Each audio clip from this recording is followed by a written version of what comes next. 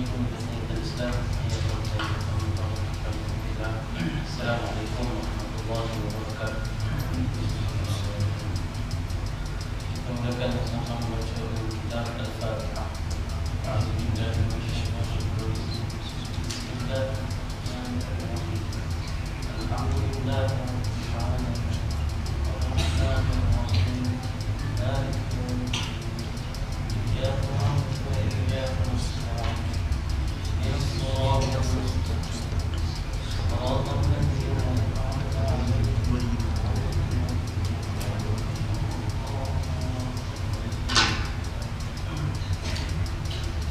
Alhamdulillah rabbil alamin.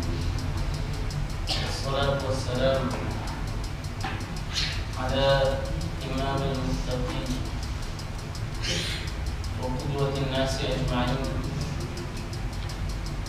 wa ala alihi wa ashabihi wa man sara ala nahjihi wa man iqtada bi hadihi wa man istanna bi sunnatihi ila yawmin la rayba fihi.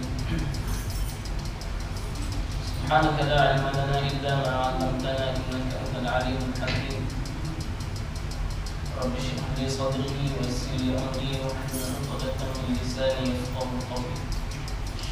وبعد فإن أصدق الحديث كتاب الله وخير الهدي هدي محمد صلى الله عليه وسلم. شر الأمور محدثاتها وكل محدثة بدعة وكل بدعة ضلالة وكل ضلالة في النار. Saya kasih kursus majlis, ada jawatan kuasa surau, seterusnya tuan-tuan dan puan-puan sidang jemaah yang dirahmati oleh Allah Ta'ala sekalian. Syukur kepada Allah Subhanahu wa Ta'ala atas nikmat yang Allah Ta'ala kurniakan kepada kita, yang daripada nikmat yang Allah Ta'ala kurniakan kepada kita itu, kita mohon agar ia menjadi suatu sebab untuk kita ini mendekatkan diri kepada seorang al-arif billah. Menyebutkan al-arif billah Al-Imam Salamah Ibn Dinar, dia mengungkapkan setiap nikmat yang Allah Ta'ala kurniakan pada kita, tetapi tidak mendekatkan kita kepada Allah, ianya adalah merupakan satu musibah. Nikmat yang Allah Ta'ala kurniakan kepada kita, tapi nikmat tadi tidak menyebab dan tidak menjadikan kita ini semakin dekat kepada Allah. Imam Salamah bin Dinar sebut ianya adalah musibah. Ianya adalah merupakan ujian daripada Allah Subhanahu wa Ta'ala, musibah daripada Allah Subhanahu wa Ta'ala, bimbang-bimbang. Tapi nikmat yang Allah Ta'ala bagi pada kita ini bukan dalam keadaan dia redha pada kita. Ada sebahagian ulama menyebutkan dengan kalimah al-istidraj, nampak macam Allah Ta'ala bagi nikmat, tapi sebenarnya ianya adalah merupakan satu bentuk istidraj yang sebenarnya bukan mendekatkan kita pada Allah daripada nikmat tersebut, sebaliknya menjauhkan kita daripada Allah Subhanahu wa Ta'ala. Na'udzubillah. Lalu daripada nikmat-nikmat ini kita harap supaya tiap-tiap barang nikmat yang Allah Ta'ala bagi kepada kita, supaya kita ini senantiasa menjadi orang yang semakin dekat kepada dia. Tentunya apabila baca di dalam surah Al-Isra, Allah Ta'ala menyebutkan berkenaan dengan hamba-Nya yang Allah Ta'ala sifatkan sebagai hamba yang telah amat bersyukur.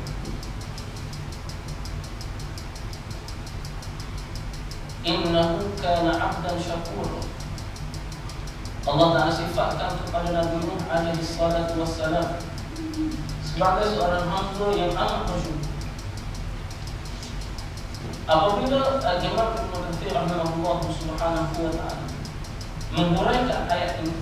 Al-Imam Ibnu Katsir rahimahullah taala menyebutkan bahawa di antara sebab Allah Subhanahu wa taala menyifatkan kepada hamba-Nya sebagai seorang yang amat bersyukur ini adalah kerana ia sentiasa Nabi alaihi salatu wassalam adalah hamba yang senantiasa bersyukur kepada Allah apabila ia mendapat tiap-tiap nikmat yang Allah Taala kurniakan kepada dia.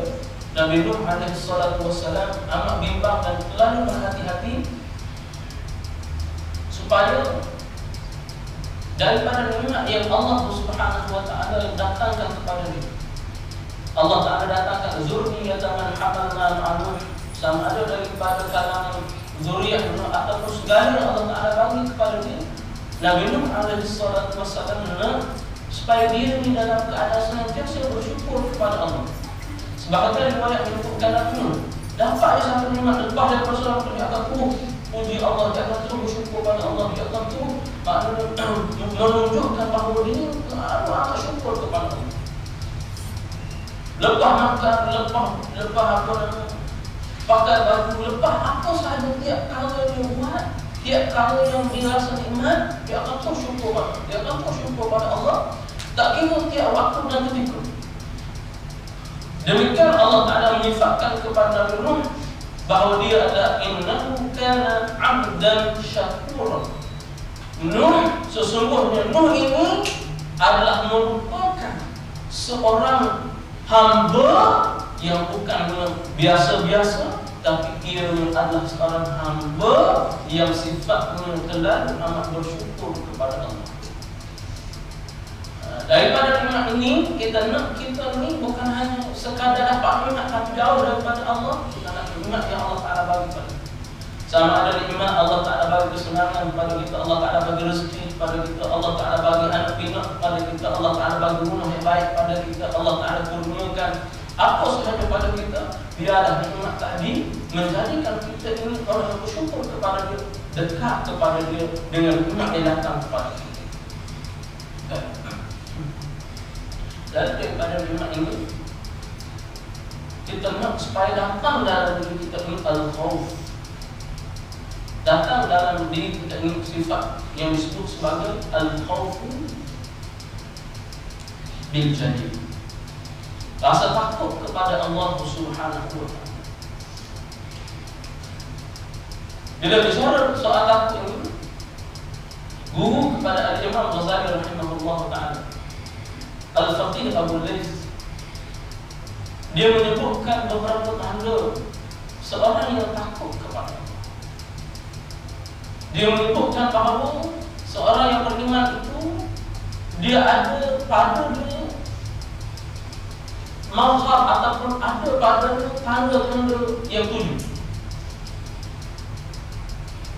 Seorang yang beriman kepada Allah akan lahir daripada jawarih dia, anggota tubuh badannya ini 7 benda yang menunjukkan bahawa dia ini adalah seorang yang takut, yang ada rasa al-khawf bil jalil, takut kepada Allah. Yang pertama, Al-Faqih Abu Lays As-Samarqandi disebut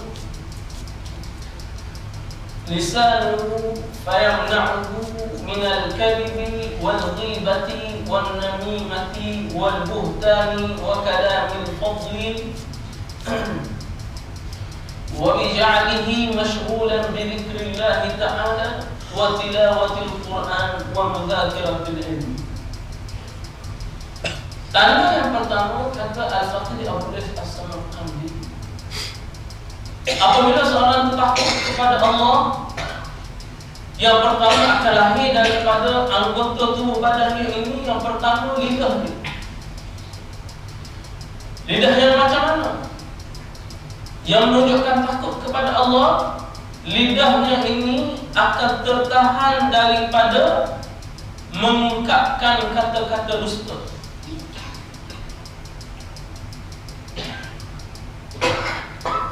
Begitu juga dengan mengumpat. Wan namimati, mengadu domba atau menjadi orang yang kita sebut sebagai batu akik.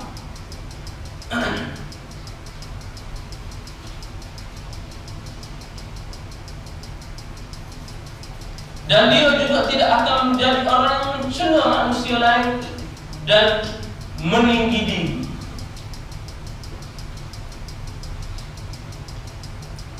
Orang yang ada takut kepada Allah, dia tak ada sifat ini. Lidah dia akan selamat daripada bicara-bicara yang demikian.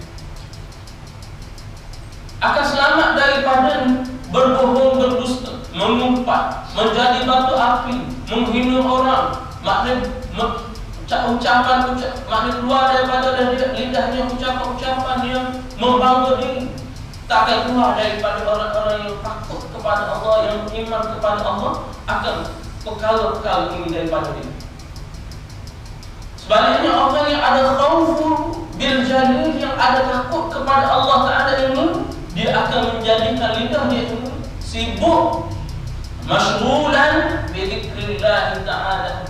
Akan dia lidahnya ini orang yang takut kepada Allah, orang yang ada al-arifu billah, orang yang kenal Allah, orang yang merasakan bahawa hidupnya adalah untuk Allah, untuk beribadah kepada Allah, maka dia akan menyibukkan dirinya dengan mengingati Allah.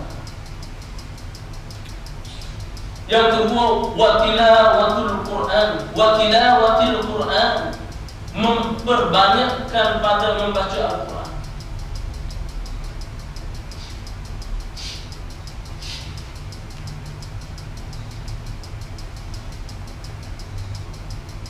Bila sebut tilawatul Quran,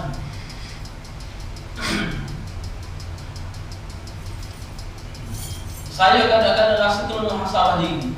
Saya lah, tuan-tuan mungkin mana betul. Saya rasa kena muhasabah diri. Sebab apa? Bila kita sebut baca Quran, Al-Quran dalam kehidupan kita ni umpama satu benda yang asing daripada kehidupan kita.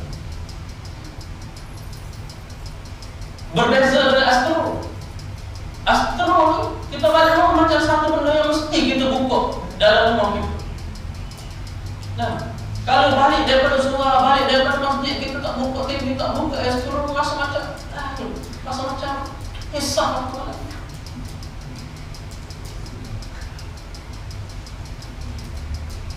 Nah, kalau buka Quran pun kata buat terlihat ayat Quran mari. Insan mari kecelakaan mari. Tuan-tuan, ada satu kisah.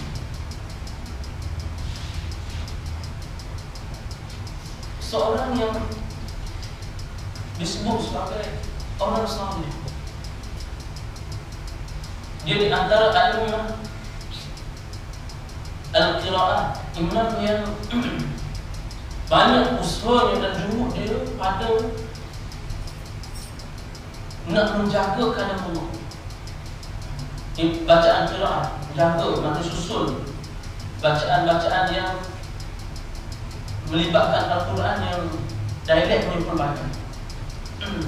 Dia ada qiraat Warsh, ada qiraat Nafi', ada qiraat Abu Amr al-Jani, ada qiraat Hamzah, ada qiraat Haf'an Asim. Haf'an Asim kita punya.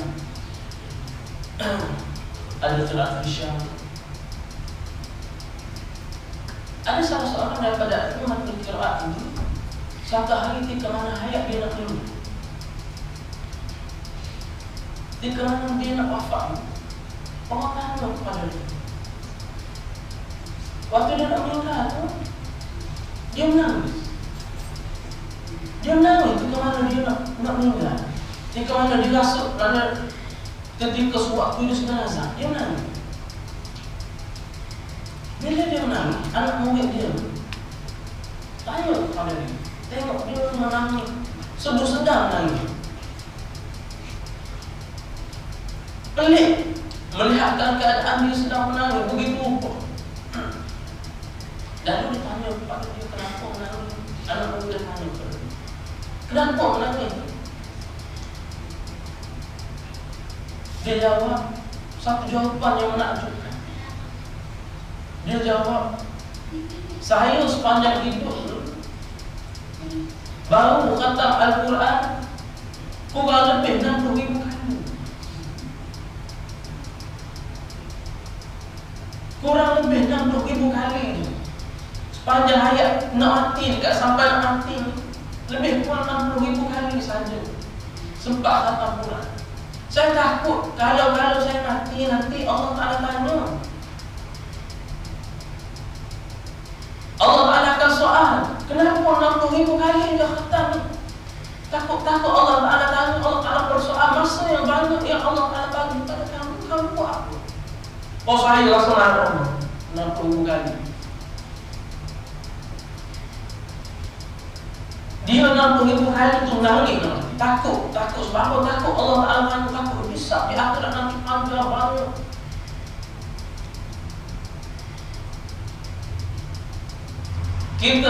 Saya lah, saya boleh bilang berapa kali kata. Jadi bagaimana? Maknanya orang-orang yang soleh, yang takut pada Allah Ta'ala ini, dia akan menyibukkan lidah dia pada membaca Al-Quran. Ini orang-orang yang ada al-khawfu dalam diri dia ini, orang beriman yang ada takut dalam diri dia ini kepada Allah. Wa mudhakiratil ilmi, begitu juga orang yang takut pada Allah Ta'ala ini, dia akan tinggal. Kalau yang melalaikan pada dia, melainkan zikir pada Allah, membanyakkan bacaan Al-Quran, dan juga mudzakarah, menghidupkan perbincangan ini. Supaya apa? Daripada perbincangan ini tadi akan hidup hati, akan datang kepadanya rasa beriman kepada Allah, akan mari dalam diri dia akan kebesaran Allah daripada ilmu. Kerana ilmu adalah barang yang datang daripada Allah, yang disebut sebagai nur daripada Allah Ta'ala ke dalam hati orang beriman. Baik, itu yang pertama. Lidah orang takut, yang bertakwa pada Allah, dia akan sibuk dengan perkara tadi, dan dia akan jauhkan lidahnya tadi daripada perkara-perkara yang tidak bermanfaat, yang menjauhkan dia daripada Allah Ta'ala. Begitu juga yang memisahkan dia dengan perkara-perkara kebaikan. Yang kedua, wa qalbuhu,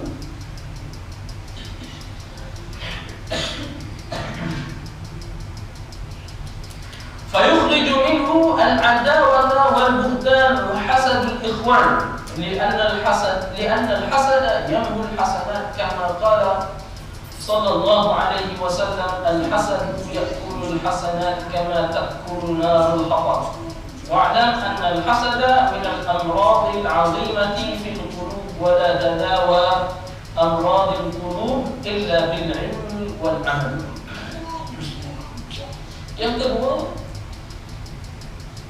orang yang ada takut kepada Allah, dia akan jaga hatinya. Dia akan jaga hati. Yang kedua berkenaan dengan hati. Hatinya, dia akan jaga hatinya, dan dia akan buang daripada hati, dia akan keluarkan daripada hati penyakit-penyakit yang berbahaya kepada hati, yang boleh merosakkan iman, yang boleh merosakkan amal, yang boleh merosakkan pahala. Antaranya disebut al-adaw wal-buhtan wa hasad al-ikhwan. Musuh, bermusuh-musuhan. Hati ini tempatnya, lahirnya sifat nak bermusuh-musuh. Pada hati ini akan lahirnya sifat nak menghinakan orang lain. Pada hati ini juga akan lahir perangai atau sifat untuk nak dengki ataupun merasa suatu benda yang tidak selesa apabila ada daripada kalangan saudara-saudaranya yang lebih daripada. Kenapa? Kerana hasad itu akan merosakkan, akan menghilang dan menghapuskan kebaikan. Hasad itu akan merosak dan menghilang dan menghapuskan barang-barang kebaikan yang dilakukan oleh orang yang beriman, seperti kata Nabi sallallahu alaihi wasallam, al-hasadu ya'kulul hasanat kama ta'kulun narul hatab. hasad itu akan menghilangkan kebaikan-kebaikan sebagaimana memakan akan api itu pada batang kayu.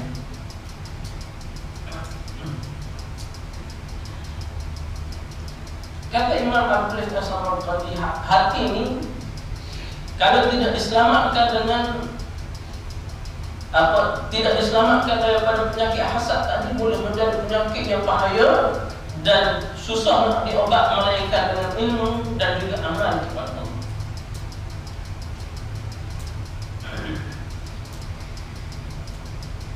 Sebab tu apabila kita lihat kebaikan pada orang lain, kita jangan lihat kebaikan ataupun kelebihan pada orang lain ini kerana usaha dia. Apabila manusia melihat kelebihan, kebaikan, rezeki dan sebagainya yang lebih pada segala dia, jangan lihat itu adalah usaha dia. Apabila manusia melihat rezeki yang banyak itu adalah usaha pada manusia, pada individu-individu tertentu, maka daripada itulah akan datang hasad, penyakit dengki dalam hati. Kenapa? Kerana dia melihat yang lebih itu adalah dia. Sebenarnya lebih itu adalah kerana yang menetapkan, yang memberikan rezeki, yang menetapkan kelebihan itu adalah Allah. Apabila manusia kenal Allah, apabila manusia tahu yang bagi itu Allah, dia akan kenal Allah.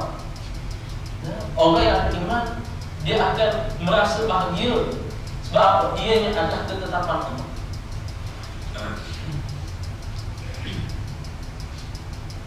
Ini saya tengok satu dokumentari seorang tabi'in Abu Fath. Orang yang ada takwa dalam hati, faktu ni,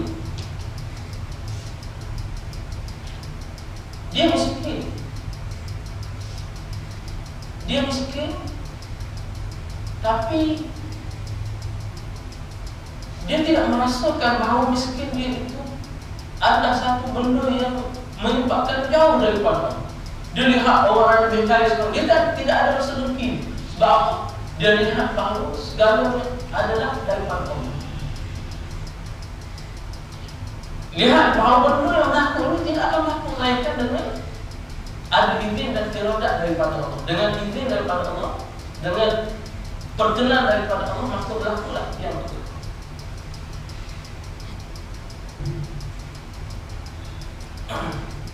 Barulah akan datang dalam diri ini perasaan dan sifat redha.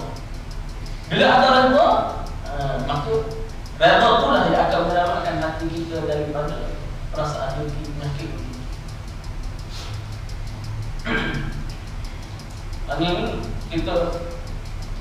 saya pun kita nak kena sentiasa muhasabah diri, sentiasa jaga hati supaya kita dapat masuk dalam kategori orang yang al-khawfu billah, yang ada takut pada Allah, yang sama daripada penyakit dengki.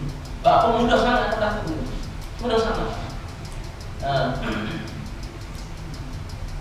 Niaga kedai makan atau kedai apa sekalipun, kalau maju sikit, mulalah nak main santau lah, nak main sini, ada macam-macam.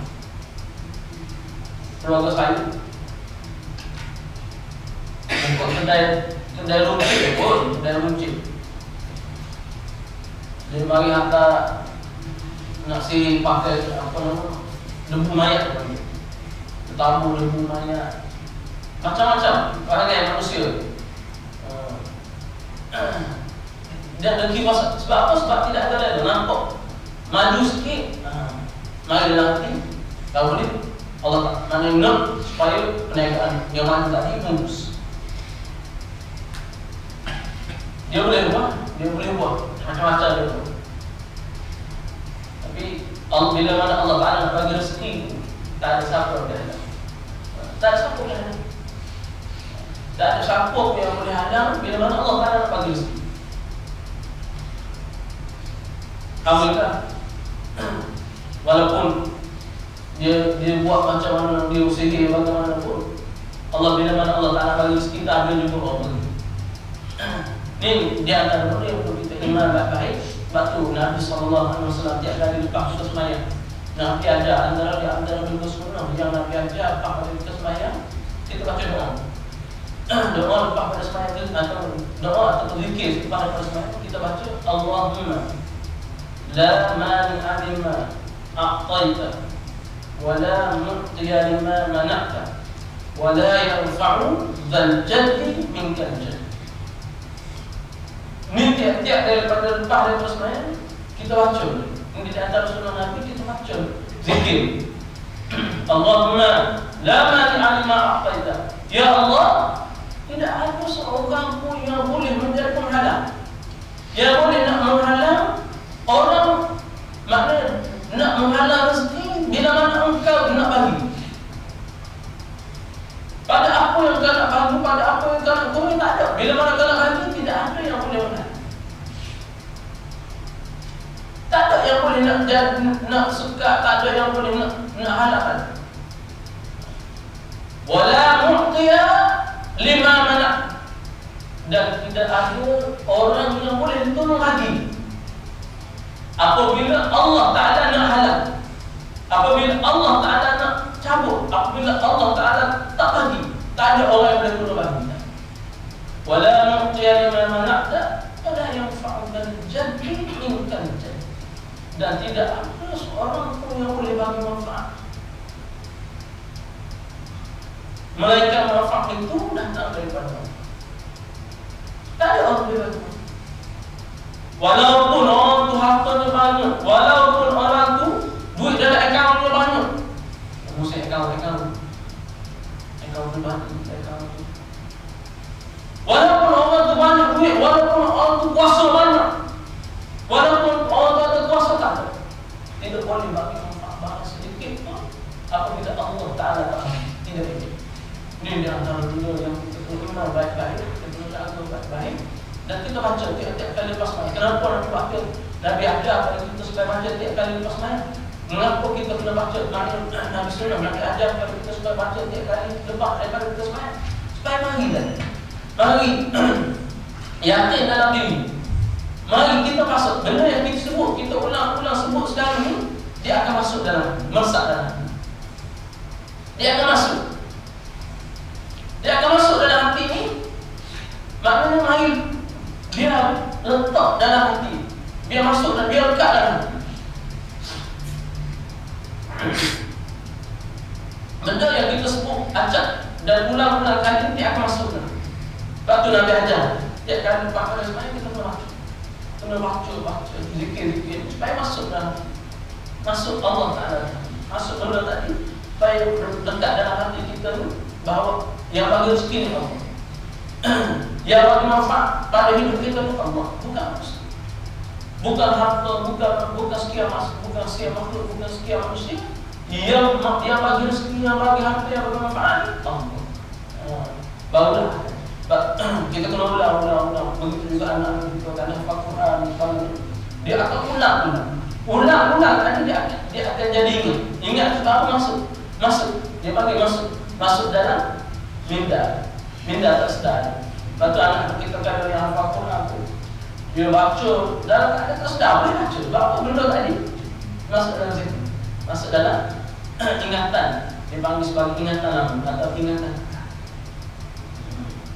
Demikian juga dalam bab tadi, supaya masuk dalam hati kita, masuk dalam ingatan kita, bahawa yang bagi rezeki, yang bagi manfaat pada setiap satu kalau itu ada Allah. Yang ketiga,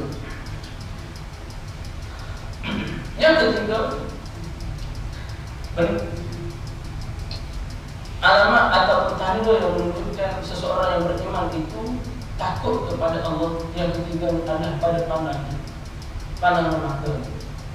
Pandangan mata yang macam mana?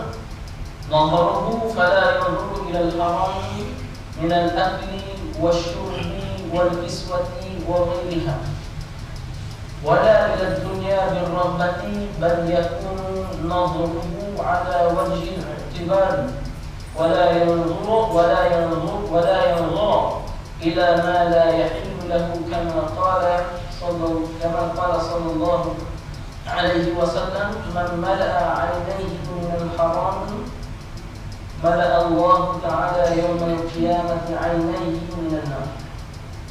Pandangan dia akan jaga pandangan dia ini daripada melihat ataupun daripada perkara-perkara yang haram.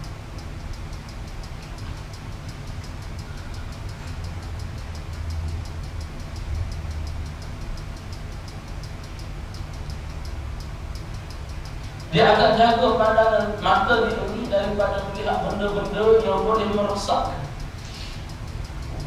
Wala ila dunya birraqati, dia akan cuba mengelakkan mata, pandangan matanya daripada melihat benda-benda yang haram, benda-benda yang boleh mendatangkan hilang rasa manis imannya kepada Allah. Dan dia akan jaga matanya ini supaya lihat, apabila dia lihat sesuatu, dia lihat pada apa yang dihalalkan oleh Allah, dan dia akan cuba untuk melihat sesuatu itu pada hikmah dan pelajaran yang boleh ambil daripada pandangan ataupun daripada sesuatu yang dia lihat.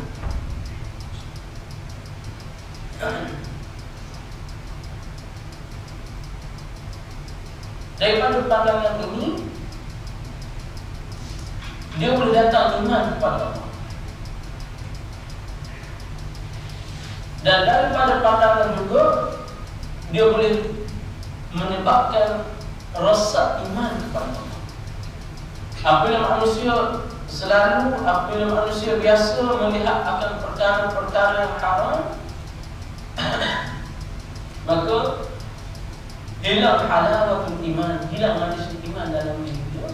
Boleh hilang al-khawfu, rasa takut dia kepada Allah.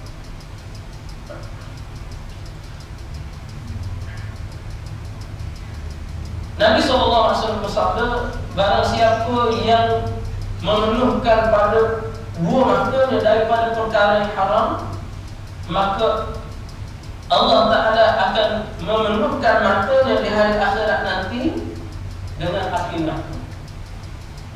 Kalau setiap orang yang matanya sibuk ataupun biasakan dengan melihat benda yang haram di dunia, Allah Ta'ala akan penuhkan ataupun Allah Ta'ala akan jadikan pada matanya di akhirat nanti daripada api neraka. Na'udzubillah.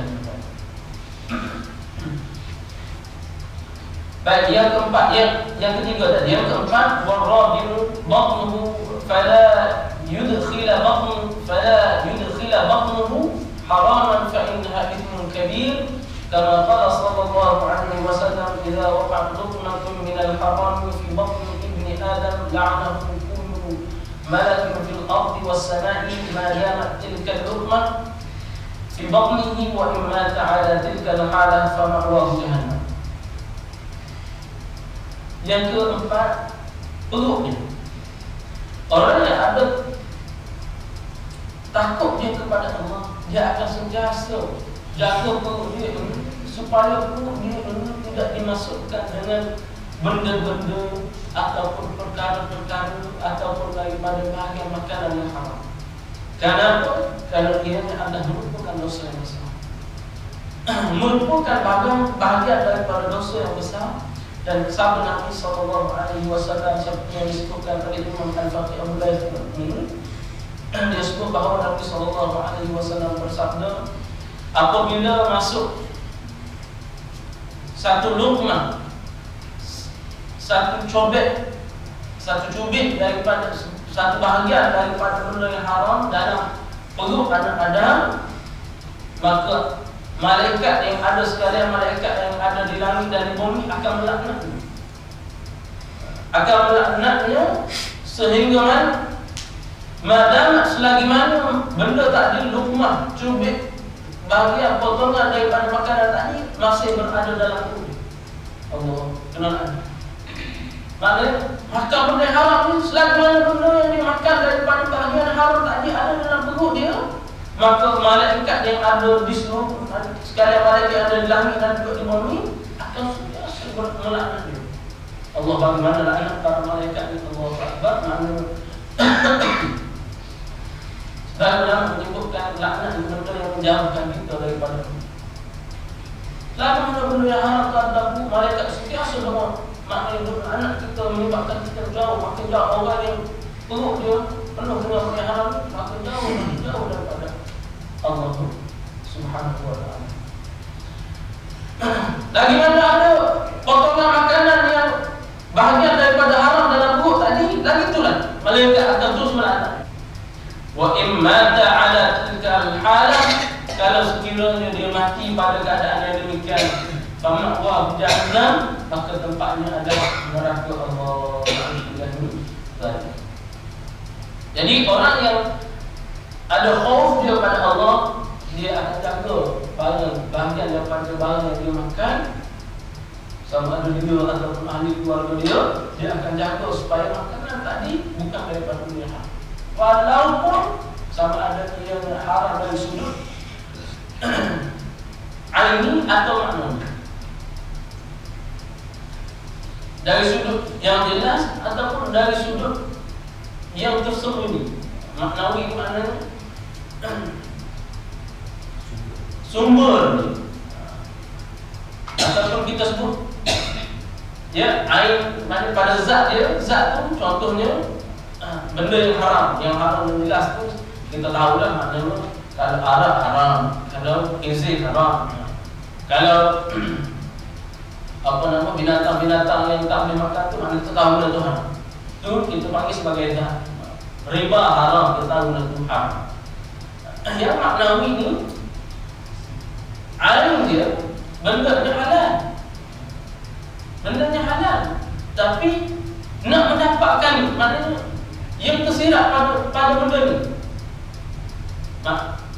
Contohnya nak duit yang nak digunakan pada beli benda ni, sumbernya daripada mencuri, sumbernya daripada ambil harta orang lain, sumbernya daripada khianat orang lain dan sebagainya, menyebabkan benda tu pada air tu pada zatnya halal, tapi dari sudut maknawi ni haram. Yang kelima, tanda-tanda yang kelima yang ada pada orang beriman yang takut kepada Allah, dia akan terzahir pada tangan. Yadahu fala yamuddu yadahu ila al-haram, bal yamudduha ila ma fihi ta'atillah ta'ala. Wa rawa an Ka'b al-Ahbari annahu qala anna Allah ta'ala khalaqa daran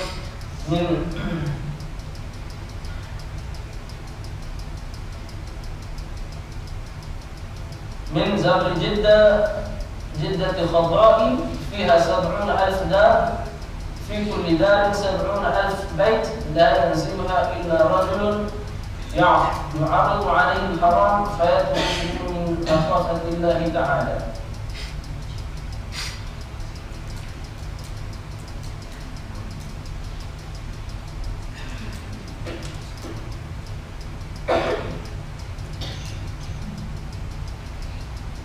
Baik.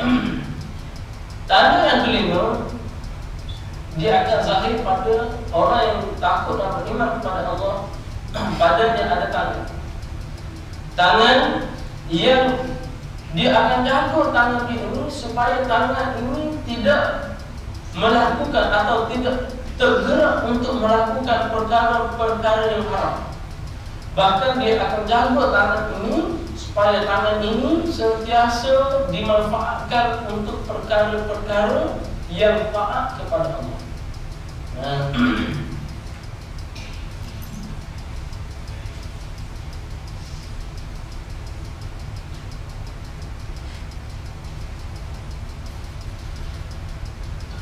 Ada satu kisah, satu riwayat daripada Ka'b al-Ahbar. Dia sebut satu kisah dan satu cerita.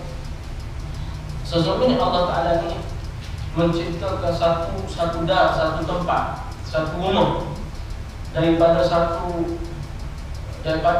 berlian ataupun daripada perkara yang indah, daripada permata yang indah. Zamrud jaddatil khadr, daripada permata yang hijau, permata yang merli, permata yang hijau dan merli. fiha sab'una alf dar, padanya ada 70.000 bilik.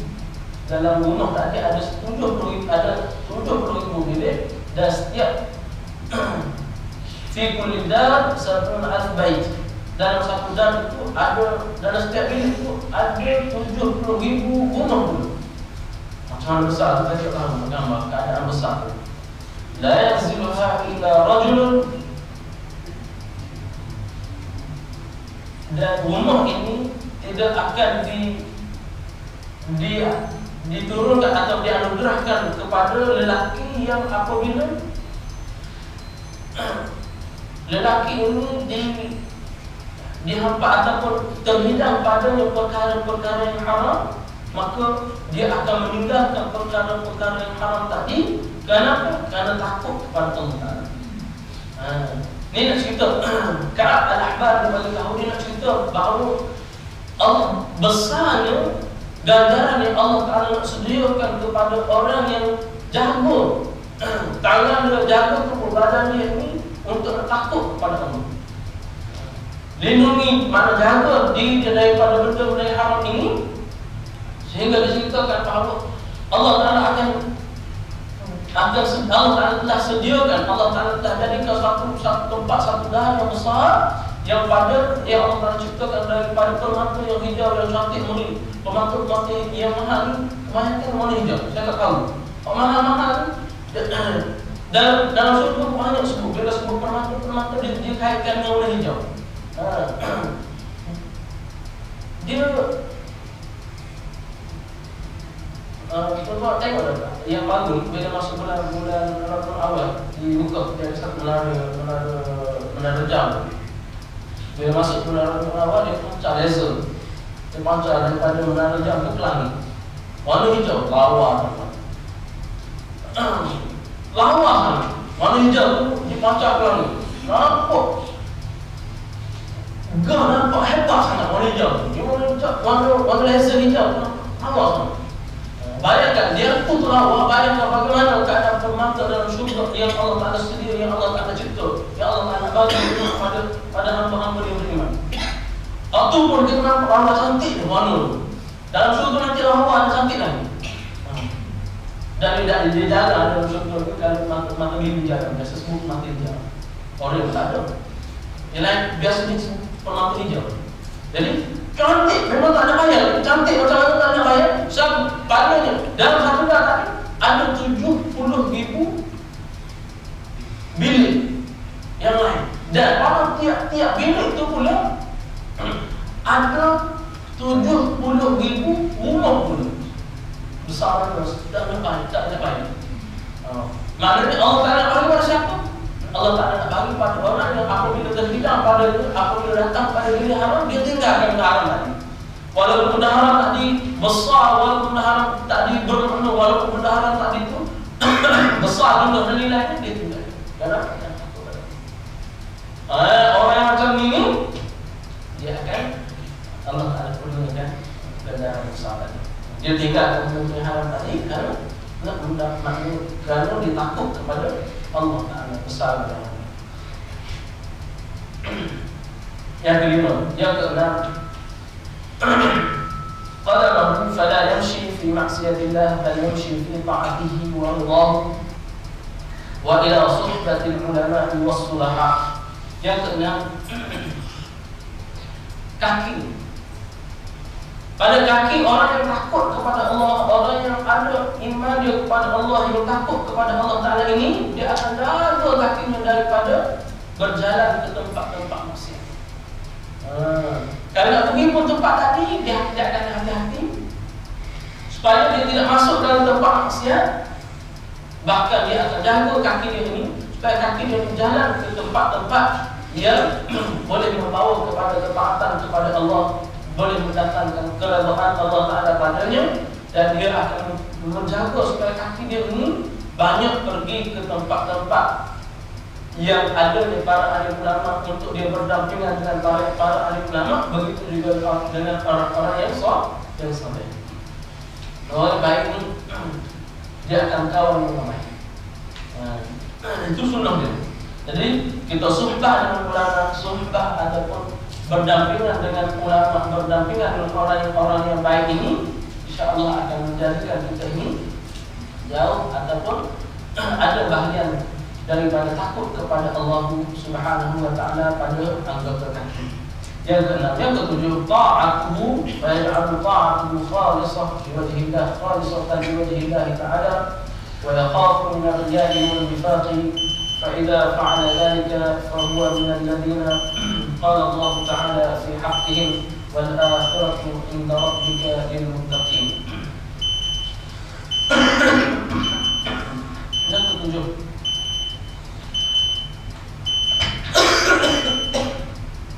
yang ketujuh, teman-teman, bapak sekalian, orang yang beriman kepada Allah, yang takut kepada Allah, dia akan jaga amal ketaatan dia.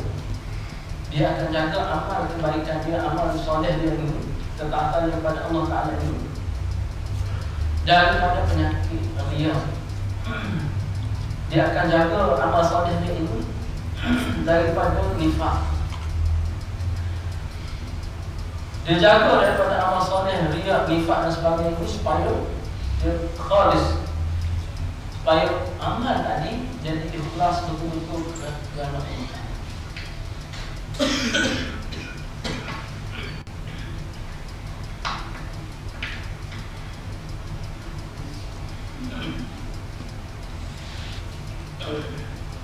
Yang ketujuh, tanda seorang itu takut kepada Allah Ta'ala ini, dia akan lahir daripada amal ketaatan dia yang ikhlas kepada Allah.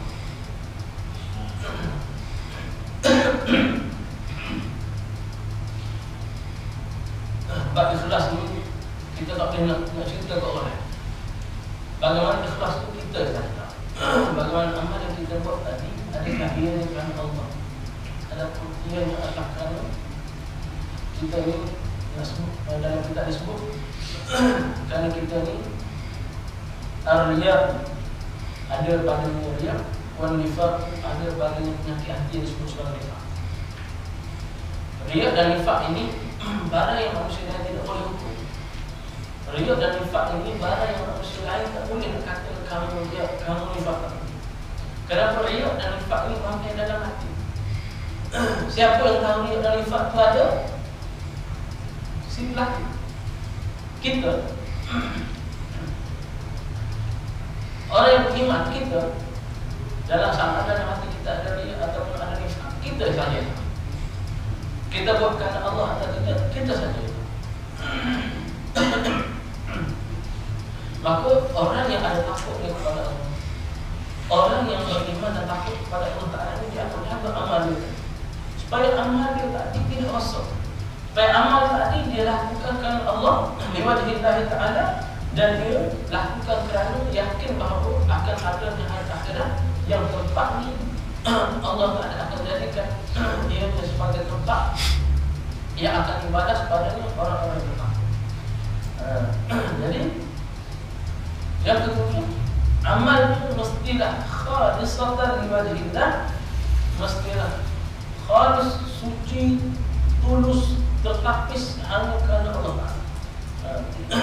Bila mana ada perkara ini, ada tujuh sifat ini, maka akan lahir padanya akan sifat apa yang disebut pada oleh Abu Dhabi As-Samarqandi ini, bahawa padanya ada sifat-sifat takut kepada Allah dan sifat seorang mukmin yang baik di sisi Allah Subhanahu wa taala. Baik, saya baca satu kisah yang menarik sebagai peringatan ataupun sebagai tazkirah peringatan kepada kita untuk kita fikir-fikir. Disebut hikayatan, bainama Daud alaihi salam jalisun fi sum'atihi yatlu az-zabur إذ رأى دولة حمراء في التراب فقال في نفسه ما أراد الله في هذه الدولة فأذن الله للدولة حتى تكلمت فقالت يا نبي الله أما نهاري فألهمني ربي أن أقول في كل يوم سبحان الله والحمد لله ولا إله إلا الله والله أكبر 1000 مرة وأما ليلي فألهمني ربي أن أقول في كل ليلة اللهم صل على محمد النبي الأمي وعلى آله وصحبه وسلم 1000 مرة فأنت ما تقول حتى أستفيد منك. فندم داود عليه السلام على احتقار الدودة وخاف من الله تعالى وتاب إليه وتوكل عليه. Satu kisah yang menarik yang berlaku pada Nabi Daud alaihissalam. Satu hari Nabi Daud alaihissalam dia duduk di satu mana sunat di dalam satu majalis, di satu tempat. Sedang dia duduk dan dia sedang baca kitab Zabur.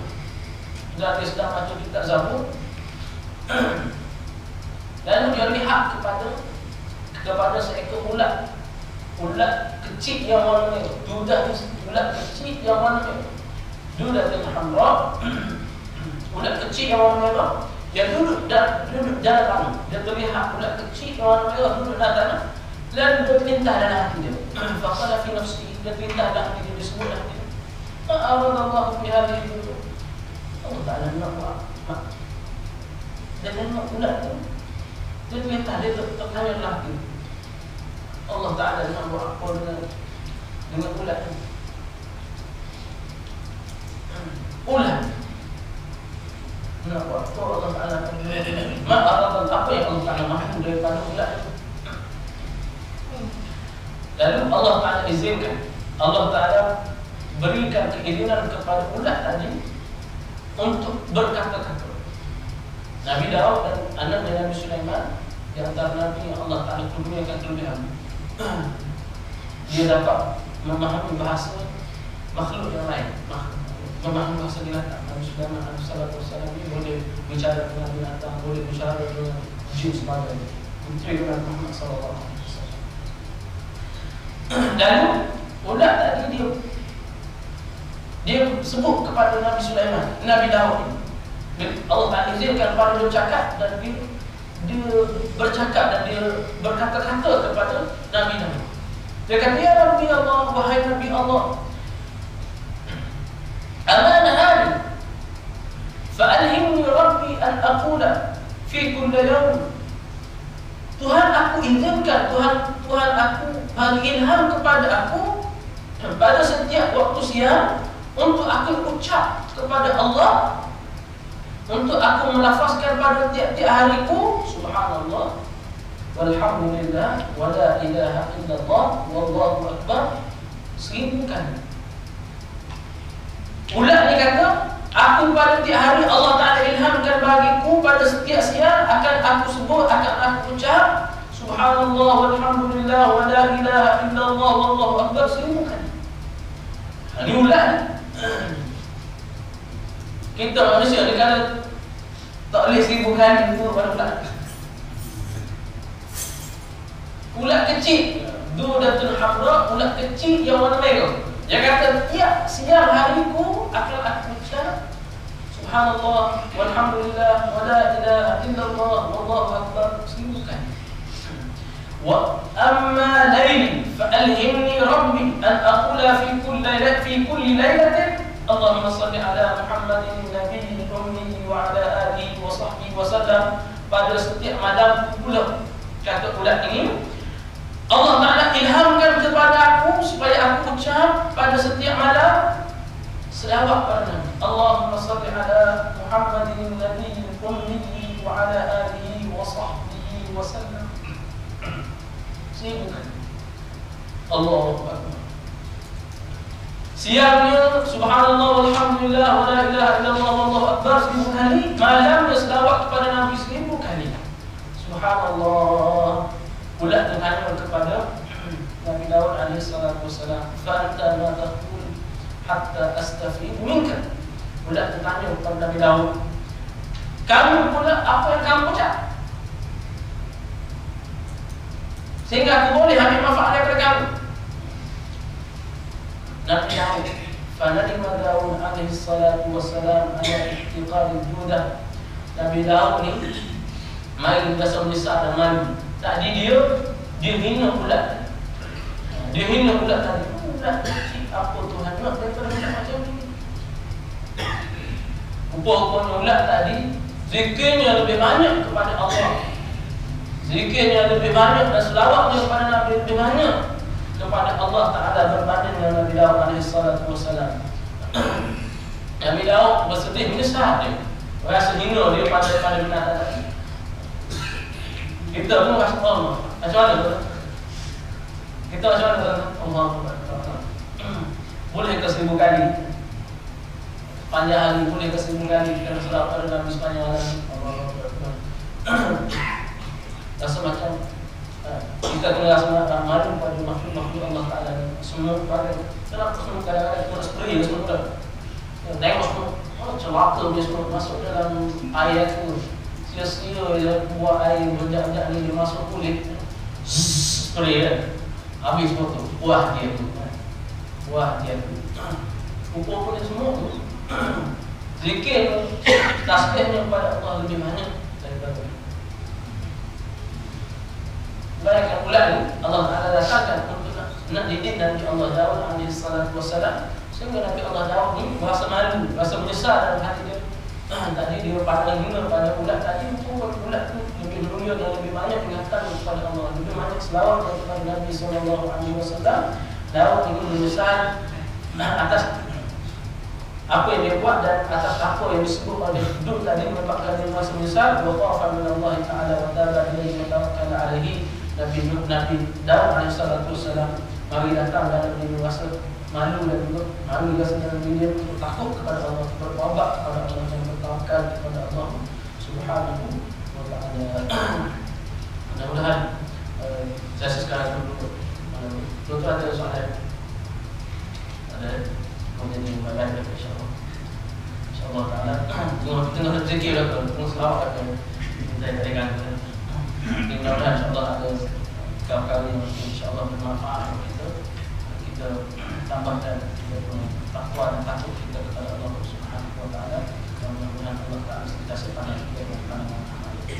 Allahumma hadza wa sallallahu alaihi wa sallam. A'udzu billahi minasyaitonir